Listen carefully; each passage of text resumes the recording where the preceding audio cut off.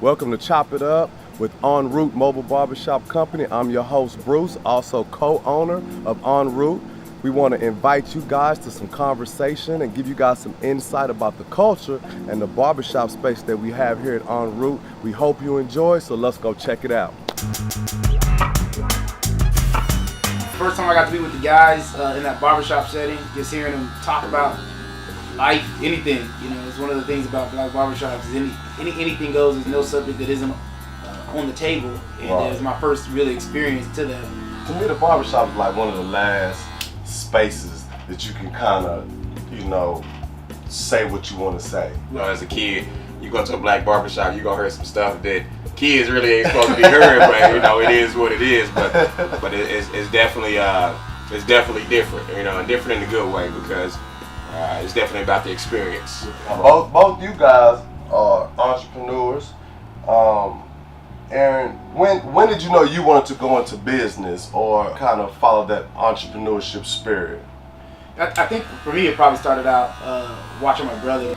He was extremely business minded. He was one of the first, and probably to this day one of the only people I know who moved out at 18 and moved into his own house. He bought his first house at 18. I'm 3 years younger than him, so watching him do that and just the success that he had, but the freedom he had also was always something that impressed me and something I wanted to emulate.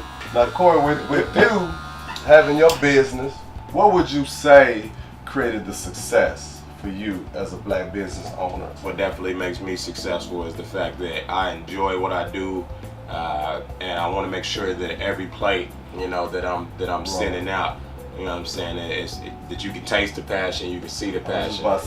With your black customers, your black supporters, do you think that's always been there, or has it been a slow growth? Man, your own people can either make you or break you. You know what I'm saying? So it's like, your biggest critics are always going to be your own people. So I mean, it's definitely been a process, to get past that stage. I got, a lot of support from my people now. Starting off, it took some time, but once word get out and everything good now. Do you think that because you had a following that kind of assisted you in maintaining in the very beginning of opening up your North location? Me personally, I didn't even want a restaurant. I was cool with doing what I was doing. I worked 3 hours a day, making good money. I was content.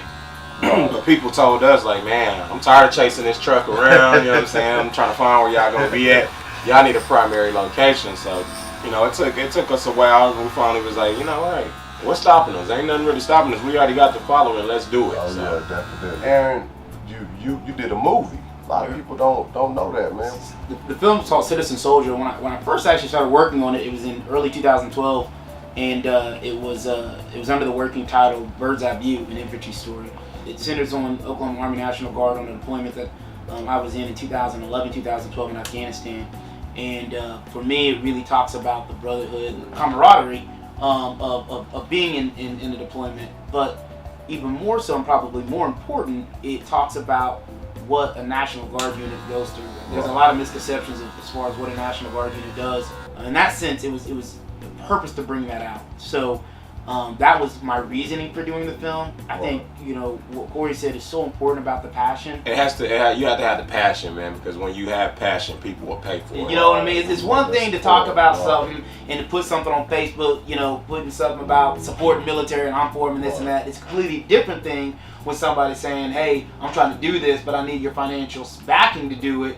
Then it becomes a different conversation. I support you, but I support you. It goes back there. I think that's the hardest part of it. And for us, we had to do a lot of sweat equity went into this, and that's what I think you have to adapt and learn how to maneuver with it, because you don't want to give up, on your dream. You don't want to give up on your dream.